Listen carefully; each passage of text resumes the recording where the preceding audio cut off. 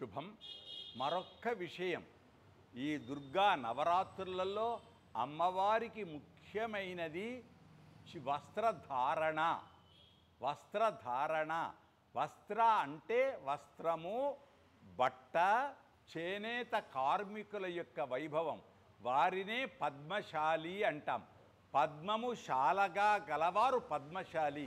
వారే సూత్రధారులు. దారం చేత నేసి ఆ లోకానికి అందిస్తారు. లోకానికి అందించటం అంటే మనకు చరిత్ర లోపల గొప్పది. ద్రౌపదికి కృష్ణుడు అందించాడు వస్త్రాలను, అపూర్వమైనటువంటివి.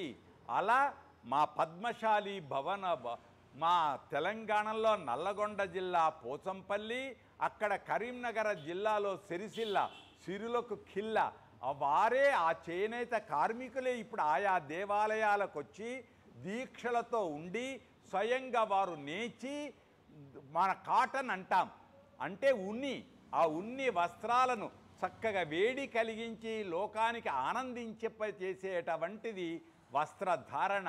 9 రకాలు, 7 రంగులు, 7 అలవైభవాలు, కానీ 9 రకాలు చీనాంబరాలతో వస్త్రధారణ చేస్తారు. ఇక్కడ నన్ను తప్పు పట్టకూడదు. పద్మశాలి అంటే ఏంటి? దేశము యొక్క ఇజ్జతును రక్షించిన వారు. కాబట్టే శ్రీశైలంలో మల్లికార్జునుని యొక్క బ్రహ్మోత్సవంలో ఆ మధ్యరాత్రి శివరాత్రి నాడు పద్మశాలి మన బంధువు దిగంబరుడిగా అంటే పరమేశ్వరుడిగా మొత్తం దేవాలయానికి తలపాగా కడతాడు. ఇది చరిత్ర, నేనేదో చెప్పేది కాదు. కాబట్టి వస్త్రము లేకుంటే వైభవము ఉండదు. అలాంటి రంగురంగుల జీవితంలో రంగురంగుల వస్త్రాలతో ఒక్కొక్క రంగు ఒక్కొక్క వైభవాన్ని అందిస్తుంది. ముఖ్యంగా సరస్వతీదేవి అలంకారంలో తెలుపు రంగు, ఆవిడ తెల్లది, జ్ఞానానందమయం దేవం. అంతేకాదు మన బాసర సరస్వతి తెలుపు, విజ్ఞానము తెలుపు. అలాంటిది ఆ మహాలక్ష్మి అలంకారంలో ఆకుపచ్చ, రాజరాజేశ్వరి అలంకారంలో ఎరుపు రంగు. అలాంటి వస్త్రాలతో అలంకారం చేయించవచ్చు. భక్తులు మీరు దసరా నాడు ధరింపచేసే వస్త్రాలను ముందు అమ్మకు ధరింపచేసి అమ్మ ప్రసాదంగా స్వీకరించి మీ ఇళ్లలో మీరు ధరించుదురుగాక. 1 వస్త్రం, 2 నైవేద్యం. ముందు చెప్పాం గూడాన్న ప్రీతమానస, 1, 2 దద్యన్నాసక్త హృదయ. ఆవిడకు పానకం గొప్పది, సారెబోయుట. పానకమే కాదు, పెరుగన్నం, ఒకరోజు వడలు, ఒకరోజు బెల్లముతో కూడుకున్నటువంటి చక్కెర పొంగలి అంటాం. గుడాన్నము బెల్ల పొంగలితో కూడుకున్నది. ఒకరోజు పులిహర, ఒకరోజు ఒక నైవేద్యం. ఆఖరు శరన్నవరాత్రుల చివరికి లడ్డూ భోజనం. అంటే పెళ్ళి, ప్రతి ఇంట్లో కళ్యాణం కావాలి, లడ్డూ భోజనం కావాలి, ఆనందంగా ఉండాలి. ఇవన్నీ 9 రకాలే కాదు, 56 భోజనం అంటారు. 56 భోజనాలు అవి కృష్ణుడికే చెందుతాయి. ఆ కృష్ణుడి వైభవమే అమ్మవారి వైభవం. ఇన్ని నైవేద్యాలతో అమ్మను శాంతింపచేస్తే అది లోక రక్షణ, లోక శాంతి. అంతేకాదు ఆరాధనలలో ముఖ్యంగా మహామంత్రం. ఆ మహామంత్రం ఓం శ్రీం హ్రీం క్లీం కమలే కమలాలయే ప్రసీద ప్రసీద సకల సౌభాగ్యం దేహి దేహి. ఓం శ్రీం హ్రీం క్లీం ఐం జగత్ప్రసూత్యై మహాలక్ష్మ్యై నమః. సంపద ఒక్కటి ఉంటే అన్నీ ఉన్నట్లే. ఆరోగ్య సంపద కావాలి, విద్యా సంపద కావాలి, అది లక్ష్మీ మహామంత్రం.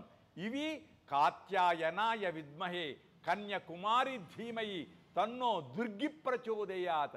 అమ్మవారిని ఆరాధిస్తే అన్ని ఆరాధనలు.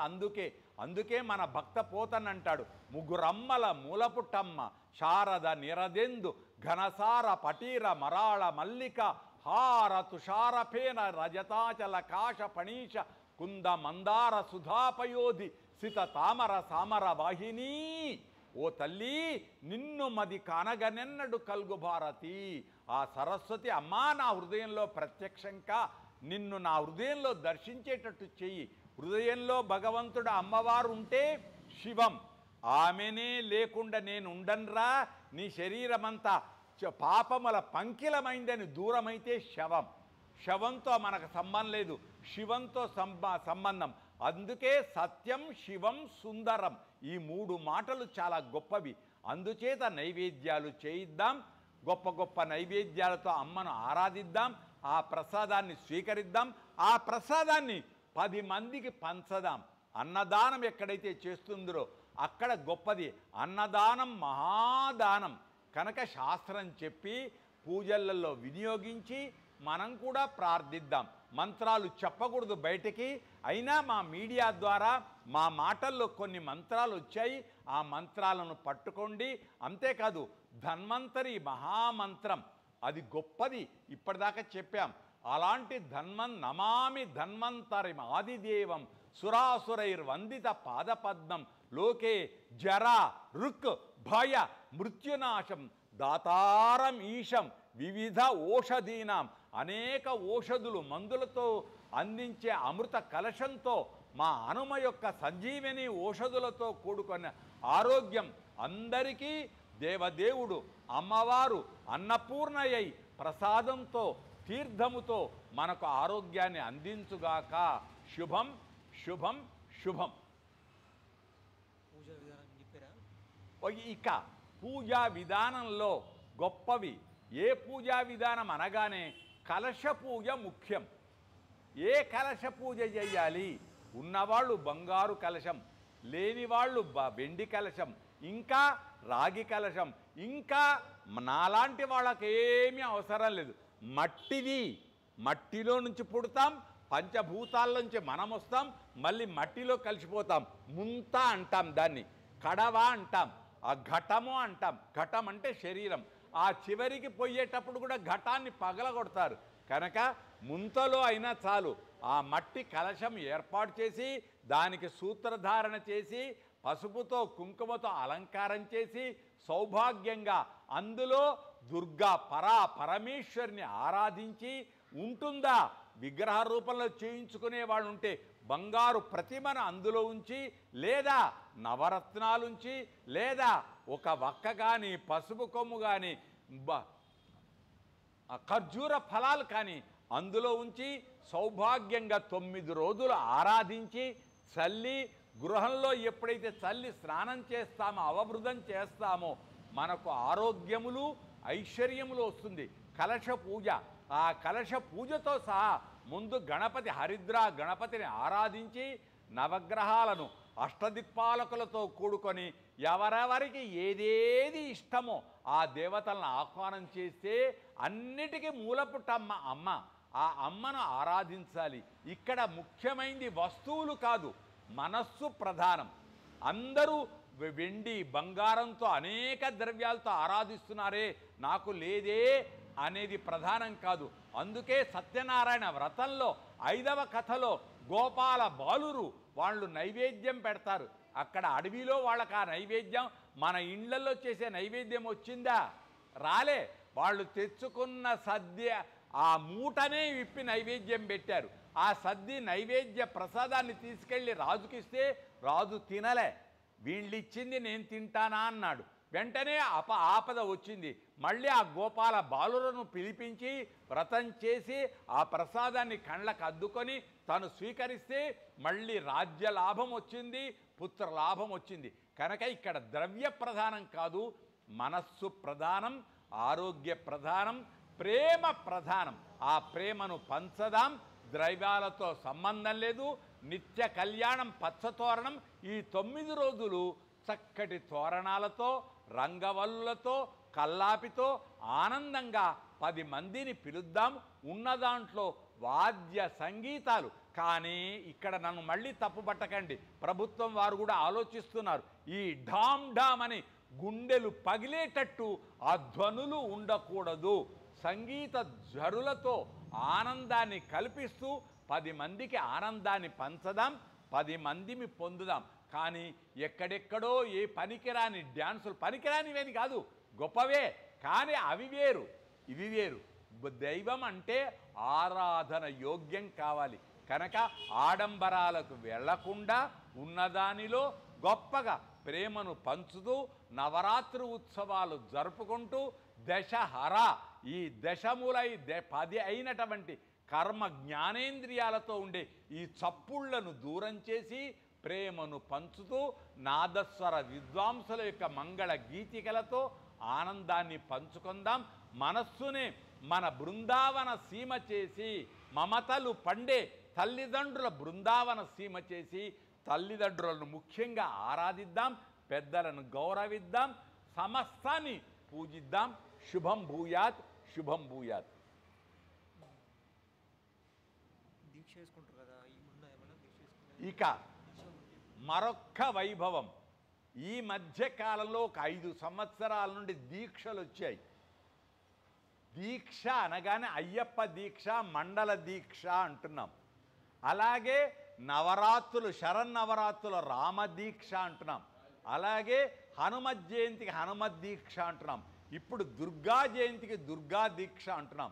ఎర్రటి వస్త్రాలు కడతారు, దుర్గా దీక్షలు, కంకణ ధారణ చేస్తాం. కానీ ఇక్కడ దీక్ష అనగానే గుర్తించాలి, మళ్ళీ నన్ను తప్పు పట్టకూడదు మీడియా ద్వారా. ఆ దీక్షా కాలంలో ఎన్ని రోజులు ఎలా ఉంటున్నామో ఆ నియమాలతో కూడుకొని ఇతరములైన మధు పదార్థాలు వాడకుండా, మత్తు పదార్థాలు వాడకుండా 40 రోజులు అయ్యప్ప దీక్షలో చాలా బాగుంటుంది. అయ్యప్ప దీక్ష వదలగానే వెంటనే మన పూర్వపు ఆ వాసనలు వదలకుండా పూర్వము దిక్కు ఎలా వెళుతారో అలా వెళ్ళకూడదు. ఈ నవరాత్రుల దీక్షలో ఏకభుక్తం చేసి, ఒక పూట భోజనం చేసి, ఒక పూట ఉపహారము స్వీకరించి శాంతముతో ఎలా ఉంటామో జీవితాన్ని కూడా అలా చేస్తే అప్పుడు భగవంతుడు ఆనందిస్తాడు, ప్రపంచంలో అందరూ ఆనందిస్తారు. కనుక దీక్ష స్వీకారం చేయండి, దుర్గా మంత్రాన్ని పఠించండి. దుర్గా మంత్రమే కాదు, అంతటా భగవంతుడు అన్నమయ్య అంటాడు, అన్ని మంత్రముల యందు తానే ఉన్నాడు. కనుక మీకు మీకు మీకు ఎవరెవరి మంత్రాలు ఏదొచ్చినా అది ఆకాశాత్ పతితంతోయం యథా గచ్చతి సాగరం సర్వదేవ నమస్కార కేశవం ప్రతిగచ్చతి. శాస్త్రం చెబుతుంది, ఏ దేవుడికి దండం పెట్టినా ఆయనకే వెళుతుంది, ఆమెకే వెళుతుంది. కనుక మీకు మీకు నచ్చిన మంత్రాలు, లేదు మాకు దీక్షలో మంత్రం కావాలంటే మా మోహనాచార్య స్వామి అలాంటి ఆచార్యుల దగ్గరికి వచ్చి ఆ దుర్గా మంత్రమో ఆంజనేయ మంత్రమో ఏ మంత్రం కావాలంటే ఆ మంత్రాన్ని ఉపదేశం పొంది గురుగారి ద్వారా మీరు జపం చేయండి. ఎవరు లభించరా, ఇంట్లో తల్లిదండ్రులే మాతృదేవోభవ పితృదేవోభవ. కనుక తల్లిదండ్రులుండే ఆ మంత్రాన్ని స్వీకరించి మంత్ర సాఫల్యం కావాలి, మంత్రాన్ని ఫలవంతం చేయండి. మత్తు పానీయాల దృష్టికి వెళ్లకుండా ఆనందాన్ని పంచుకుందాం, ఆరోగ్యాన్ని అందిద్దాం. శుభం. ఇప్పుడు మామూలుగా సంకల్పం పెట్టుకుంటారు కదా వాళ్ళు, 9 రోజులు ఇట్లా. మనం ఇంకొక విషయం, మా రాజ్ టీవీ అన్ని అనుమానాలను దూరం చేస్తుంది.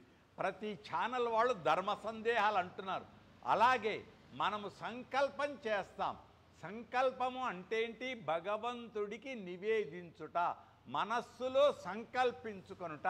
ఆ సంకల్పంలో క్షేమ, స్థైర్య, ధైర్య, వీర్య, విజయ, అభయ, ఆయు, ఆరోగ్య, ఐశ్వర్య, ధన, కనక, వస్తు, వాహన, కళ్యాణ, సంతాన, ఇలాంటి ఎన్నైనా చెప్పొచ్చు. అలాంటి సంకల్పాన్ని మొదటి రోజు చేసి, మొదటి రోజు విశేష సంకల్పం ఉంటుంది. ఆ తర్వాత దేశకాలము సంకీర్తనంతో సంకల్పం చేసి ప్రతి ఉదయం సాయంత్రం త్రికాలంలో, ఉదయం మధ్యాహ్నం సాయంకాలంలో సంకల్పాన్ని భగవత్ కైంకర్య రూపం అనండి. అప్పుడు మనకు దోషాలు రావు, సంకల్పంలో తప్పు రాదు. భగవత్ కైంకర్య రూపేణ భగవతో బలేన భగవతో వీర్యేణ భగవత శేష భగవత కర్మణ భగవత కర్మ కరిష్యామి.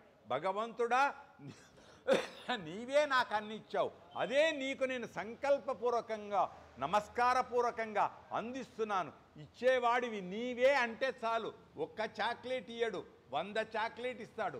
అడిగితే ఒక్క చాక్లెటే వస్తుంది, అడగకుంటే 100 చాక్లెట్లు వస్తాయి.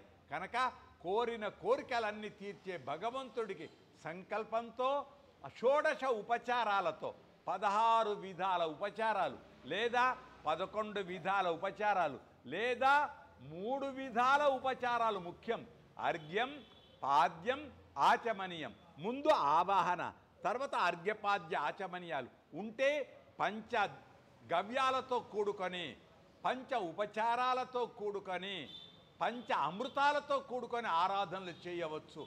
ఏది ఉన్నా ఏది లేకున్నా గంగా గంగేతి అని ఆ గంగను ఆ నీటిలో ఆవాహన చేసి చల్లి ఆ గంగా జలముతోటే అర్ఘ్యపాద్య ఆచమనీయాదులు ఇచ్చి నైవేద్యం.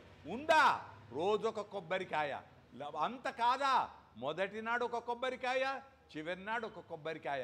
అరటిపండు ముఖ్యం. ముఖ్యంగా మర్చిపోకూడదు, దుర్గా నవరాత్రుల్లో బెల్లపుతో పానకం, బెల్లపు ప్రసాదం అతి ముఖ్యమైనటువంటి నైవేద్యాలు.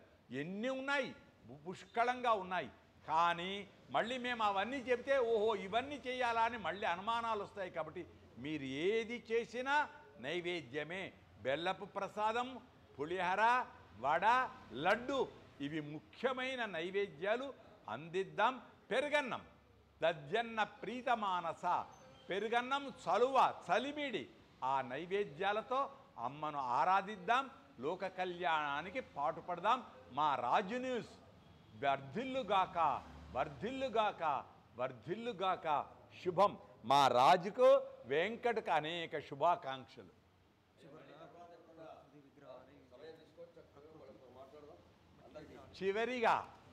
చివరిగా ప్రకృతిని సంరక్షిద్దాం. ఇతపురం చెప్పామే బతుకమ్మ పండుగలు. ఆ బతుకమ్మ పండుగ అంటే బతుకమ్మను పేర్చుతున్నాం, కానీ దాంట్లో అంతరార్థం ఏంటి? వృక్ష ఆరాధన, ప్రకృతి ఆరాధన. పచ్చనైన ప్రకృతి కావాలి అంటే ఆక్సిజన్ వస్తుంది, చెడుపోతుంది. ఆ వృక్ష సంపద, వృక్షో రక్షతి రక్షిత, పుష్పాలను చేద్దాం. దీనిలో అంతరార్థం మన హృదయం అనే పుష్పంలో వికసింపచేసి 10 మందికి ప్రేమను పంచడం శరీరం యొక్క ధర్మం. బయటకు వస్తే 10 చెట్లు పెడదాం. అంతేకాదండి, ఇంకొకటి ఇక్కడ గమనించాలి. ప్రకృతి సంరక్షణ అంటే పెండినాడు తప్పకుండా ఒక చెట్టును పెంచాలి, చెట్టును నాటాలి పెళ్లి పిల్లవాడు. కారణం ఇప్పటికీ ఉంది లోకంలో ఆచారం. మన ఇంటి ఒక ఆకని ఒక కొమ్మని తెచ్చి పందిరికి కడతాం. వాస్తవానికి అంతలా అంతరార్థం ఒక చెట్టును పెంచు, నాటు. అది ఫలవంతం ఎలా అవుతుందో నీ జీవితానికి కూడా నీ సంతానానికి కూడా ఫలవంతం అవుతుంది. అది రక్షిస్తుంది. చెట్టు ఏం చేస్తుంది? నీడను ఇస్తుంది, ఆక్సిజన్ ఇస్తుంది, ఆహారాన్ని అందిస్తుంది. అదేమీ కోరదు. ఆ వచ్చిన ప్రకృతి నుండి వచ్చిన జలమును స్వీకరిస్తుంది. తన ఆకులు అలములనే తాను ఎరువుగా చేసుకొని సహజ ఎరువులై కృత్రిమ ఎరువులు కాకుండా తాను రక్షిస్తుంది. కనుక హరిత రక్షణ అంటాం. హరితమైనటువంటి పచ్చని తెలంగాణ, పచ్చని రాష్ట్రం, పచ్చని భారతదేశాన్ని ఇద్దాం. నెలకు 3 వానలు కురుస్తాయి. చెట్లు బాగా ఉంటే, పచ్చగా ఉంటే కాలే వర్షతు పర్జన్య పృథివీ సస్యశాలిని అంటుంది.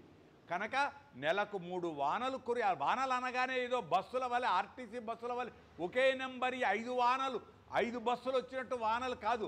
10 రోజులకు ఒక వాన వచ్చి మళ్ళీ ఎండిపోయి, మళ్ళీ వాన వచ్చి మళ్ళీ ఇంకి ఆనందంగా ఉందాం. జల సమృద్ధితో ఉందాం. అందరికీ ఆనందాన్ని పంచుదాం. ధర్మో రక్షతి రక్షిత, వృక్షో రక్షతి రక్షిత. కనుక ఆ వృక్షాలను పెంచదాం, ఆనందాన్ని పంచుకుందాం.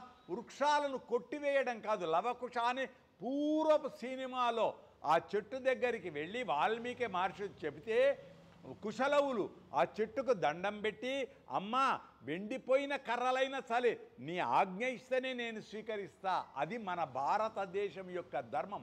ఇప్పుడు ఎక్కడ పడితే అక్కడ కొట్టేస్తున్నాం, నరకేస్తున్నాం. ఏం చేస్తున్నామో ఎవరికి తెలియదు. అది చాలా చెడు. మంచిని పెంచుదాం, మంచిని సంరక్షిద్దాం, మంచిని 10 మందికి పంచుదాం. సర్వే జనాః సుఖినః భవంతు.